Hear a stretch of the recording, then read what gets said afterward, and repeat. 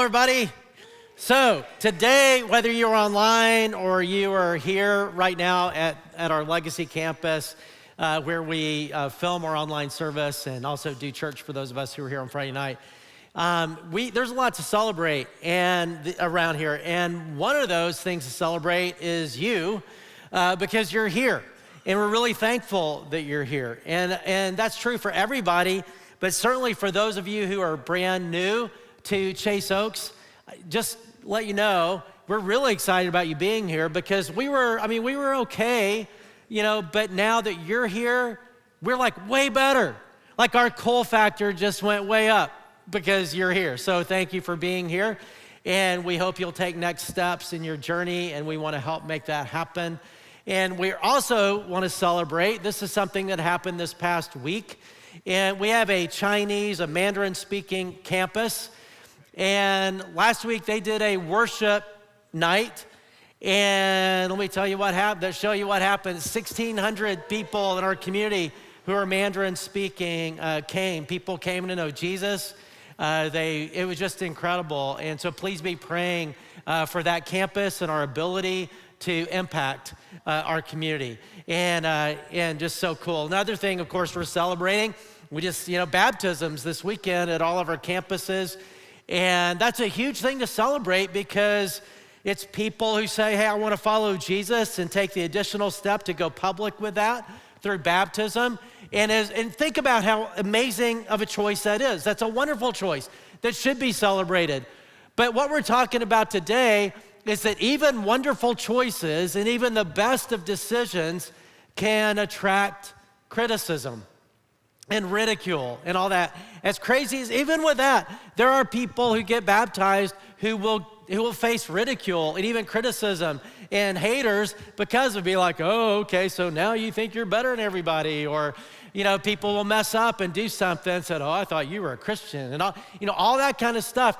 And you think, wow, even for doing the best of things in a world like this, you get kind of criticized for it. It's hard to avoid. Like if you really want to avoid criticism, here's what you do. Don't do anything, don't say anything, don't post anything, don't initiate anything, certainly don't lead anything. But then you know what'll happen? You'll get criticized for not saying anything, doing anything, initiating anything, leading anything, posting, right? And there's just no way to avoid it. I was thinking about that this past week because I was watching Eric's, hadn't seen it yet, his message on perseverance. And it was so good. And in fact, it was so good. I always like when I watch our teaching team, we always watch and give each other input and evaluate each other and say, here's how it could be better. And I always want to come up with something. And I couldn't come up with anything other than, that was an amazing talk. That was really great. I don't know how I could improve that talk. It was really great. But I was watching it and on YouTube. And I thought as I was watching it, the red thing that I put in a square there, the thumbs up, thumbs down, just how it just invites people to give you thumbs up or thumbs down, right? And we're always evaluators and put ourselves in that. And I was fortunate he got no thumbs down. That was awesome because he certainly should not get any thumbs down for that message. He had 20 thumbs up, but here's what I want you to do. I want you to go back and watch that on YouTube, and let's make that like 2,000 thumbs up, because that's what it should be. And it was a great message, and if you didn't watch it, make sure you go back and watch it. But we're just in a world like that where people feel obligated to give the thumbs up or thumbs down to everything, and sometimes you get the thumbs up, which is always fun. Sometimes you get the thumbs down. Like I read this, a pastor was talking about just criticism when you put yourself out there, just even teaching like Eric did and put yourself on the platform. And he was saying one time he cut his face shaving, and so he had a Band-Aid on his face. And so he had to explain that. So he, told the church at the beginning of the talk, he said, well, I was thinking about my sermon this morning while shaving, and I cut my face. And at the end of the service, somebody left an anonymous note that said, next time, think about your face and cut your sermon. And it was like, ouch, who felt obligated to do that? And why would you do that, right? But that's the world that we live in. And, so if you and I are going to do anything, If we're gonna just walk with God and try to build a life with God, if we're gonna build relationships like marriage or family or good friendships, if we're gonna accomplish it, like the only way to do that, one of the skills we have to have is dealing with criticism. And sometimes dealing with haters, sometimes dealing with constructive criticism too, and how to do that. Because, like Taylor Swift will tell us to shake it off, haters and all that, which often that is the right thing to do, is to shake it off. But sometimes, and she would agree with this, sometimes you shouldn't shake it off. Sometimes you should actually listen to it, because criticism can be a wonderful friend, and correction is necessary. And so how do you know?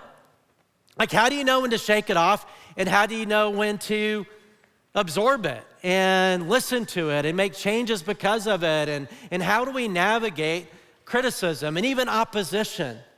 And so today, that's what we're going to talk about as we're in this series called The Power of Everybody, which even includes our critics, and to say, okay, how do we navigate this? As we're in this, the series is built around an Old Testament book, the book of Nehemiah, that is about this huge project of rebuilding the walls of Jerusalem and all. It's this impossible project, and everybody comes together and God helps them and they do it. It's an amazing story. And last week, Ryan did a great job introducing that. Watch that too and give the thumbs up, all right, on YouTube. And subscribe and all that while you're at it, why not? But he was, anyway, so he talked about how, Nehemiah the story is a time when the nation of Judah, because Israel had split into two nations, long story, Israel and Judah after Solomon, and both of them got conquered by Babylon, and then Persia came, the Persian Empire, and conquered Babylon. And so the people of God had been conquered for 100 years by either Babylon or Persia, now Persia. Nehemiah was, along with a lot of the nation of Israel, scattered throughout the empire, because that's what the Persians did, is they scattered you out through all the different sections of the empire. And Nehemiah was an official. He was the cupbearer to the king, or the emperor Artaxerxes, which was a really high thing. It doesn't sound great, but it was like a big advisor, a really trusted thing. And so he's there serving Artaxerxes, and he hears about the conditions back home for the people of God in Jerusalem. Because when Babylon came in and conquered Jerusalem, they tore down the walls, they just left it in rubble.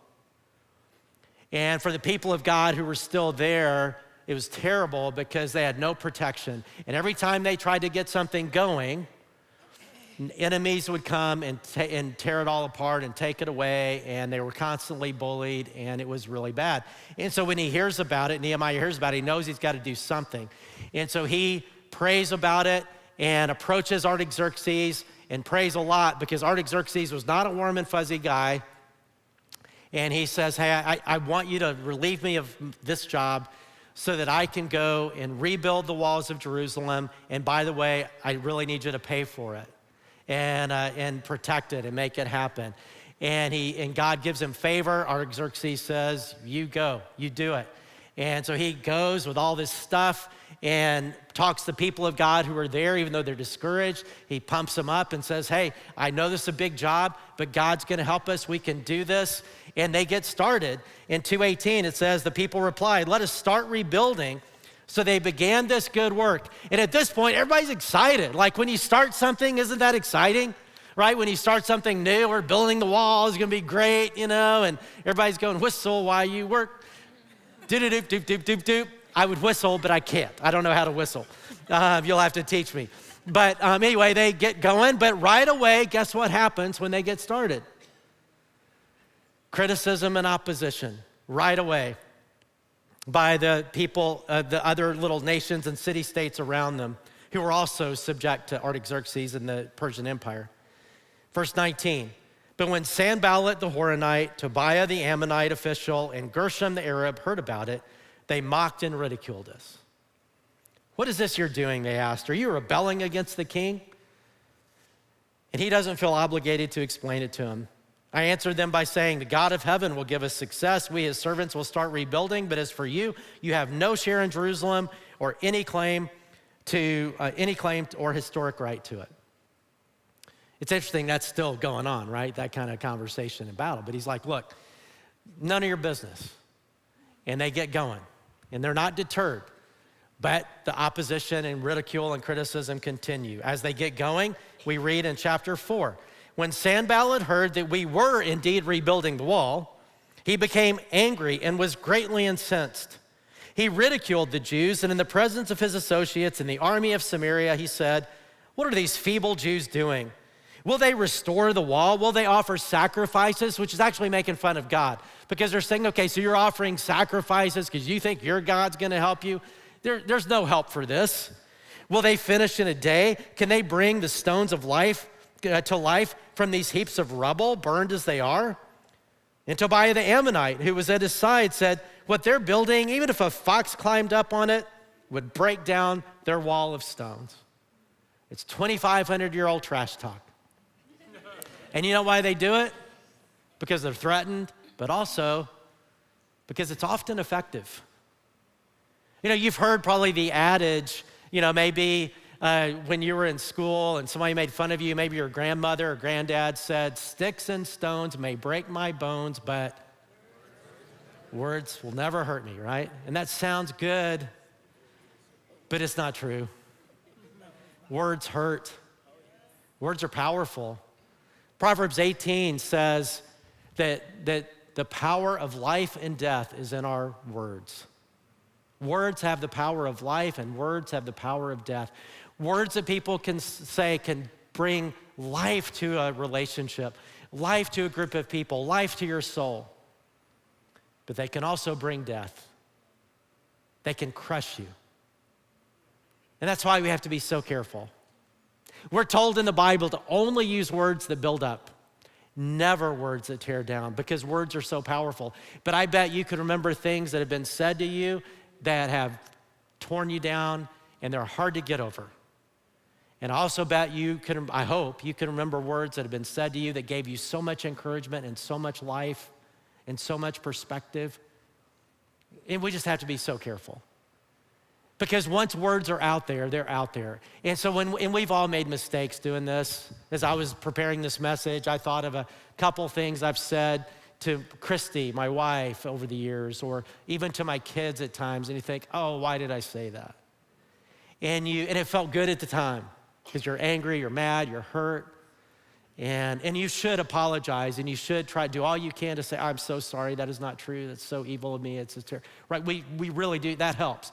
But still, it can't undo everything, right? So let's just be really, really careful. Well, in this case, I'm sure it wounded, I'm sure it was significant, but they keep going.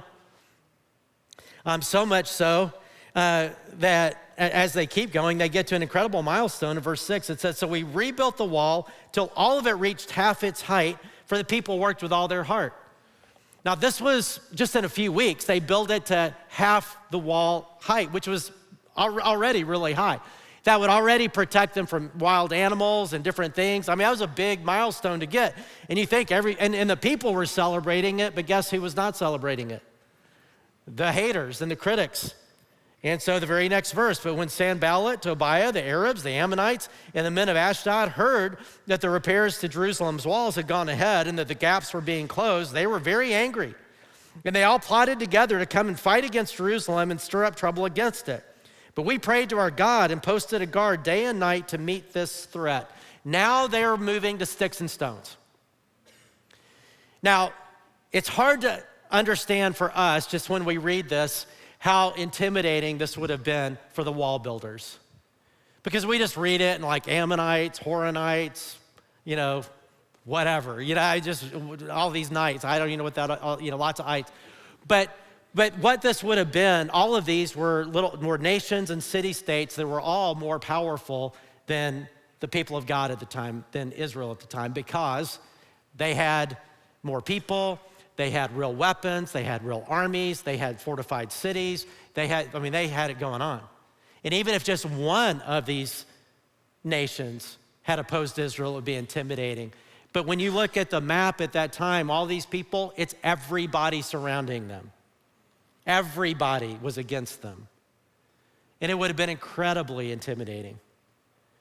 And so, and you can tell this time it hit the mark. They handled the words pretty well, but now threat of violence it hit the mark. It was discouraging.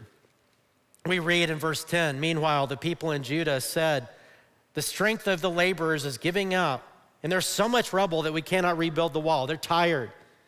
Also, our enemies said, before they know it or see it, we'll be right there among them and we'll kill them and put an end to their work. And then the Jews who lived near them came and told us 10 times over, wherever you turn, they'll attack us. They're discouraged and they want to quit. And in any good endeavor, you're going to face a time or multiple times where you're going to want to quit. Even if you know it's the right thing to do and you believe God's in it, you're going to want to quit. Even in your own spiritual life, there's going to be times you've committed to follow Jesus, like these people in baptism. I want to follow Jesus and I want to grow in my faith and I want to, I want to serve Him and there's going to come a time or multiple times where it's going to get difficult and it's going to get confusing and you're not going to understand why certain things are happening or not happening and you're going to want to give up. There are times in a relationship like marriage, certainly, where it starts out great, but then you realize they're not as perfect as you thought. And it's going to get hard. And somebody's going to disappoint you or whatever. Or in business or a career or whatever, you know the right thing to do, but it's gonna get hard to do it. And you're just gonna wanna give in or give up and all kinds of and as a church, same thing, right? There are things that we're gonna do. Any good endeavor is gonna have times like that you have to push through it. Like that great sermon on YouTube that we're gonna give the thumbs up, persevere. Eric's sermon that you have to persevere. And they do. And they pray, and Nehemiah says, okay, God, we need you because we can't do that. We want to give up. We need you. In fact, in chapter 6, Nehemiah even says to the people, should I just run away?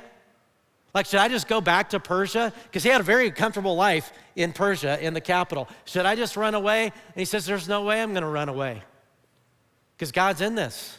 We're going to do this. And they post guards and they have this system where if somebody harasses them in one part of the wall, they can send people over there to protect them. And that's enough to kind of disincentivize their enemies. And so we read in chapter 6, verse 15. So the wall was completed on the 25th day of Elul, which is September, middle September, in 52 days. Now, we hear that and kind of yawn. Okay, a little 52 days, whatever. This is it was impossible to rebuild that wall in 552 days. But they built it in 52 days because God helped them. And we're going to talk about this next week, how the power of everybody and how much can be accomplished when we gather together empowered by God to do something significant. Don't miss next week. But when all our enemies heard about this, all the surrounding nations were afraid and lost their self-confidence because they realized this work had been done with the help of our God. They're like, hey, their God is not just a rock or an idol. He's for real. And we're going to chill out. We don't want anything to do with, getting on the wrong side of him. What I want to focus on this week is the criticism part. Because one of the things that Nehemiah had to do was help people get past criticism. And there are other times in the book where he is criticized, and you know what he does then? He listens to it, and he absorbs it, and he makes changes. So the ones we read are his enemies that he does the Taylor Swift shake it off thing, but other times he doesn't shake it off. So how do we know? How do we know when to shake it off, and how do we know when to, listen to it and make adjustments to it and consider it? And that's what we want to talk about as we think back through the story. So what we're going to do is we're going to build kind of a filter. So some of you are facing ridicule or criticism or opposition right now. And it's just front of mind. Some of you have experienced that in the past. If you haven't experienced it in the past or you're not experiencing it in the present, guess what? You're going to experience it in the future. So perk up. So we're going to just build a little filter of criticism that comes our way.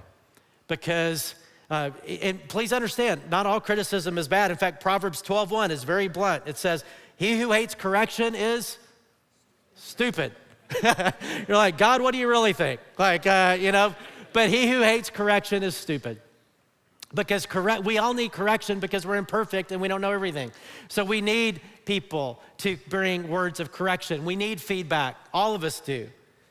And people are just foolish not to know that. But how do we consider it? And so here's the filter. The first part of the filter, first stage is this: consider the target of the criticism. Meaning, just think about, well, like, what are they actually criticizing?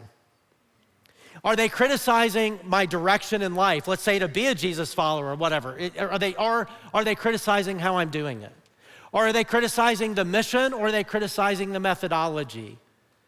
That's a really important distinction. In fact, I think that's why Nehemiah was able to so easily blow off the criticism and opposition from their enemies, because he knew that God wanted them to rebuild the wall, and what they were criticizing was rebuilding the wall. And so like one time they want to talk to him because they're upset, and they say, hey, we just want to talk to you about this because we don't like what's going on. And here's what he says in 6:3. He says, I'm carrying on a great project. He sends a message. He doesn't show up in person. I'm carrying on a great project and cannot go down. Why should the work stop while I leave it and go down to you? 4 times they sent me the same message, and each time I gave them the same answer. Talk to the hand. Because I'm not stopping. Because what they were questioning was what God had wanted him to do. He's like, so if this is what God wants me to do, we can talk about how, like if it's the mission, okay, I'm gonna blow that off. But if somebody's questioning how you're going about it, the methodology, well, that's probably something worth listening to. Okay, we can listen to that. And so consider, okay, what is the target? Let's think about that for a little bit. Like as a church. So as a church, I am not the head of this church, okay? And you can say amen. Now that's a good thing. Jesus is the head of this church. It's his church. And so when he gave birth to the church, we're just one of many. When he gave birth to the church, before there was the church, there was the mission. He gives the mission to the church. And what's the mission?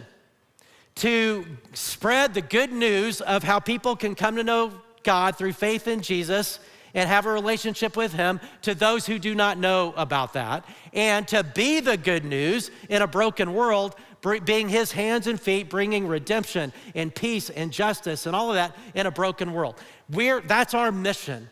And what that means is, as a church, it is an external mission. Meaning it's not about us. When you become a Jesus follower, you just said yes to a mission that says it is not about me, even though I'm gonna grow and I'm gonna know God and God's gonna change my life, but he'll do that in the context of a mission that's all about others, those who have yet to hear, those who have yet to know. And so therefore, church is designed by God. It's not my idea, it's Jesus' idea, not to be internally focused on us, but to be externally focused on people who aren't here yet. And that's hard to maintain because our sin nature is always to build my life around me. And yours is to build your life around you. And for a church to build a life around itself. And it just makes sense, right? I mean, if you're gonna do church, let's do church for church people, because guess what? Church people pay the bills and we wanna keep them happy. So let's keep church people happy. And that's, from Jesus' perspective, I believe that's gross. I believe it makes him want to throw up in his mouth a little bit. Because that's not the mission. That's not his heartbeat.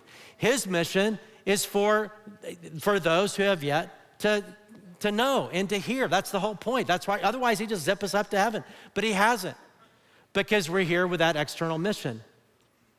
I mean, it's interesting. And so it's so important to us as a church because it's always working on us too. That rubber band to an internally focused church isn't just working on other churches, it's working on Chase Oaks Church all the time. And so we always have to just fight that and say, God, help us have your heart and help us focus on your mission and not allow that to happen, to stay externally focused and to remember our mission. So that's important to us for everything that we do, including how we do what we're doing right now, how we do a worship service. When I prepare messages, I think about everybody from those who are skeptical, don't know God, not even sure they are interested, to a longtime believer like me and people beyond me and everything in between, right? So I care about all of it, and I think all of us can benefit from everything we're talking about. But the way we do church, because there's one passage in the Bible, 1 Corinthians 14, that talks about how to do a church service. There's almost no direction in the Bible of how to do a church service. But the most clear direction we have in 1 Corinthians 14 is what they were doing in Corinth is they were doing things as a church that was really meaningful for them. They loved it, but it freaked outsiders out.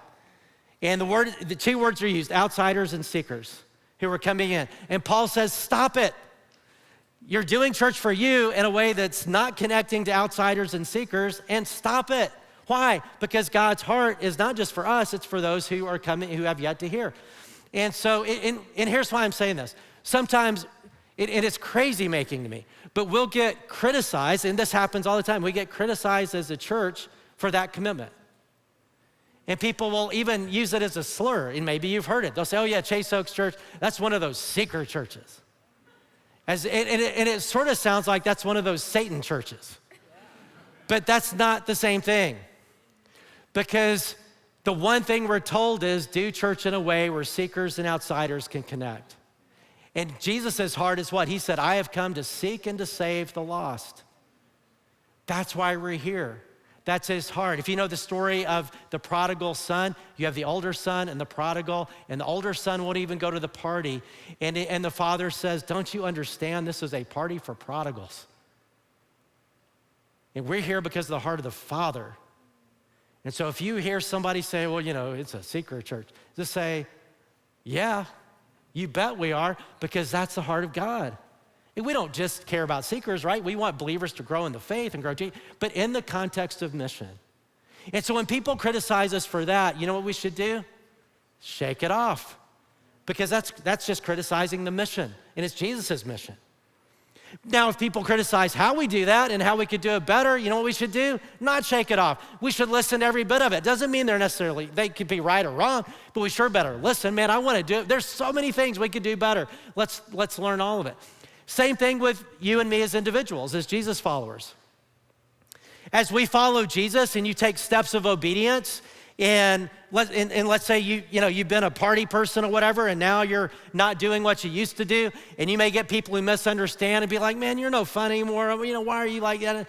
And all that. And they criticize your direction, or maybe the way you deal with your sexuality, and now say, I'm gonna follow what Jesus says, or your finances, or whatever in life.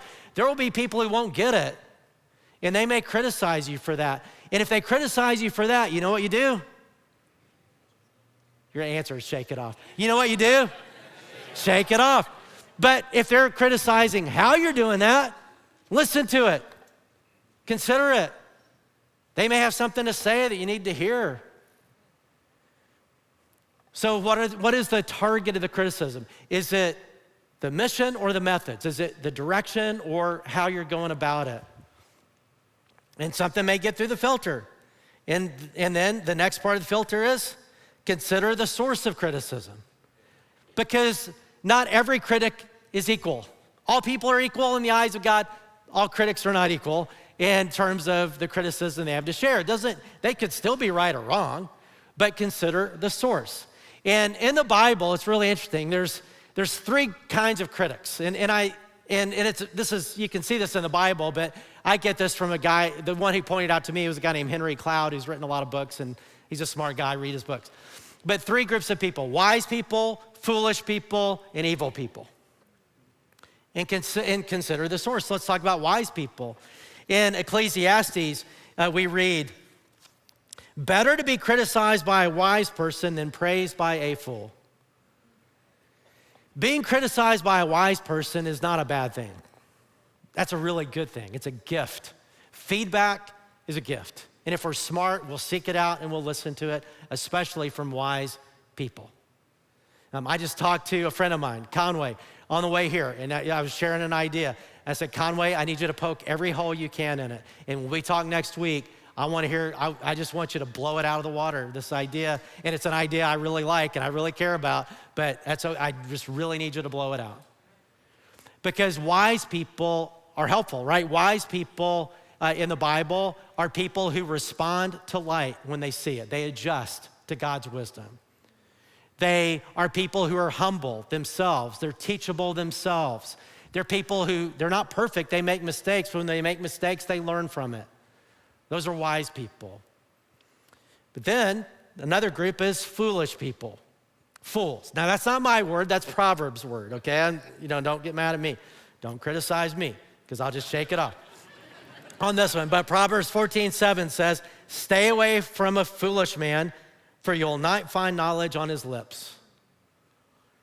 Proverbs 23:9, do not speak to a fool, for he will scorn the wisdom of your words. Meaning, don't waste your words on these people.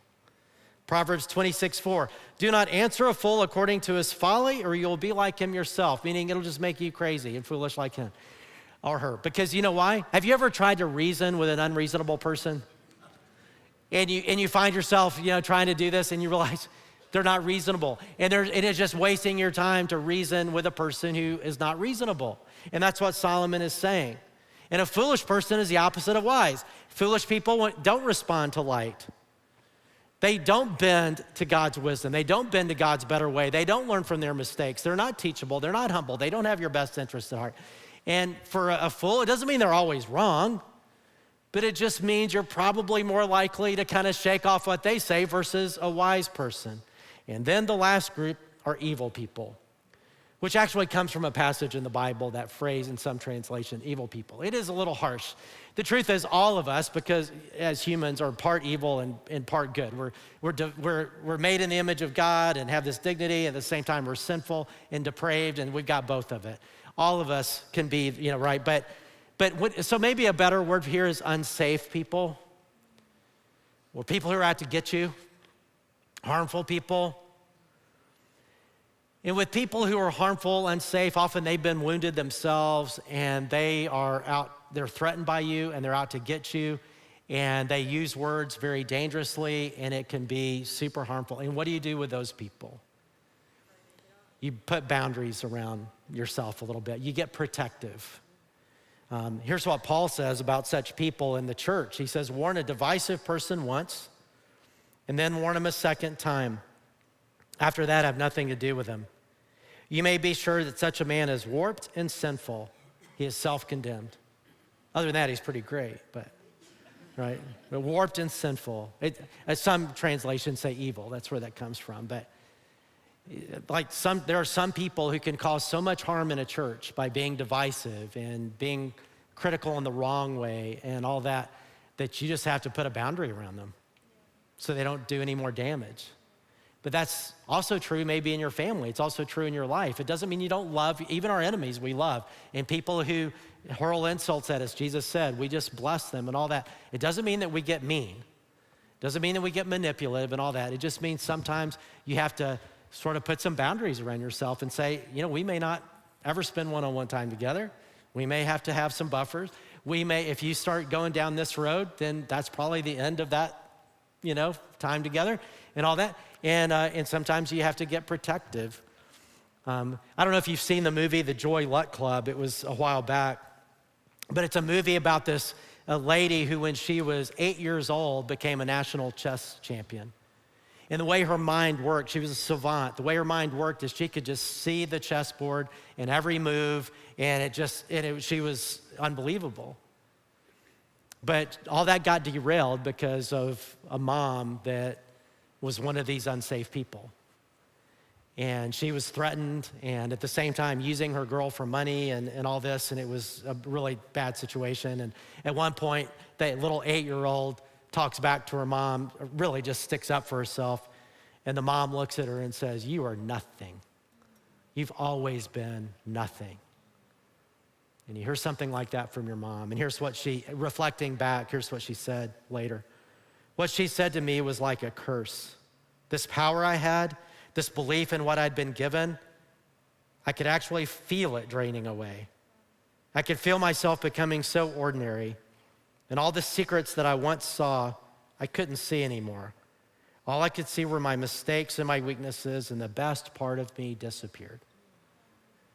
And some of you have been by unsafe people, evil people. Things have been said to you, or they've said things to you that are hard to shake. And let me encourage you to listen to what God says about you. He says you're his beloved. He loves you. He values you. And you're not what some people have said you are. But sometimes we need some help to protect ourselves from people like that. So you consider the source. Are they a wise person? Well, I'm gonna listen. It doesn't mean they're automatically right, but I'm sure gonna listen.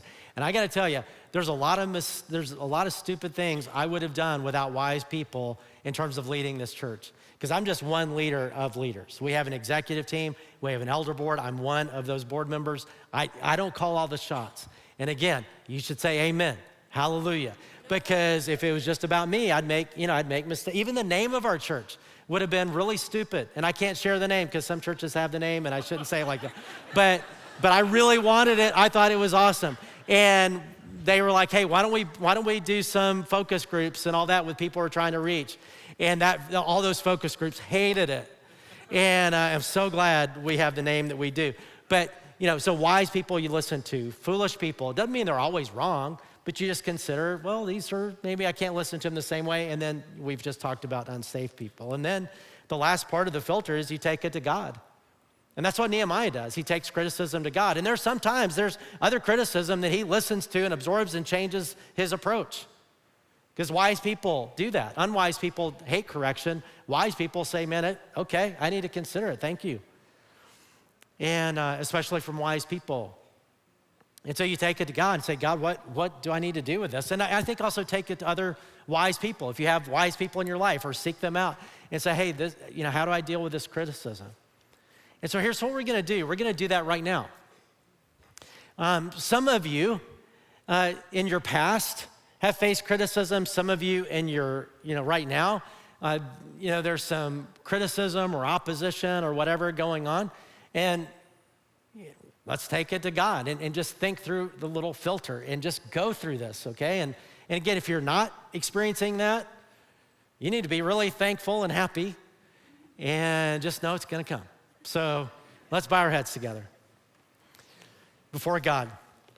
And as you think about what somebody has said or is saying, or criticism or feedback or whatever, let's just take it to God real quick and just say, okay, God, help me think through this filter. The first thing is, God, what is the target of the criticism? Like, are they criticizing the direction? And if it's a direction you want me to go, then God, help me shake it off.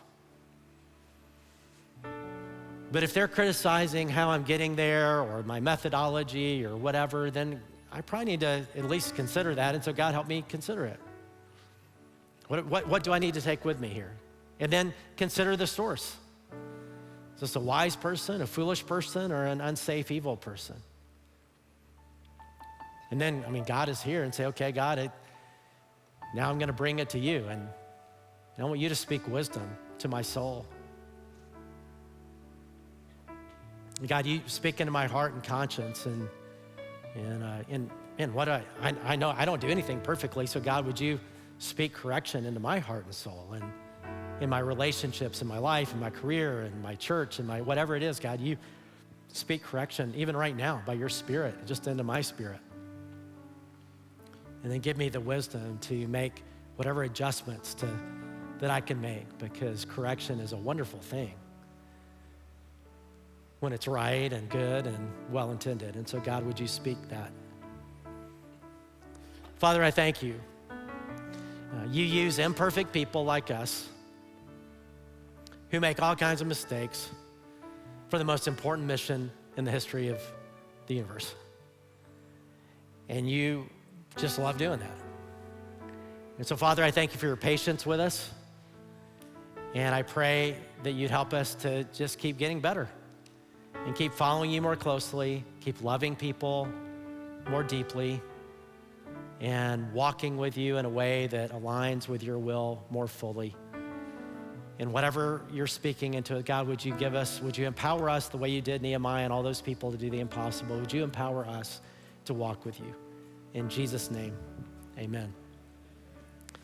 So we're gonna sing together, and as we do, every time we do this, when we sing these songs at the end, it's really an extension of that prayer. It's a way to respond to God and what we've just heard, and to say, God, I wanna walk with you in a new way, And I want to experience what you have for me. I want to live in your victory, and I want your empowerment in my life. And so this is a great song to do that. Let's stand and sing together.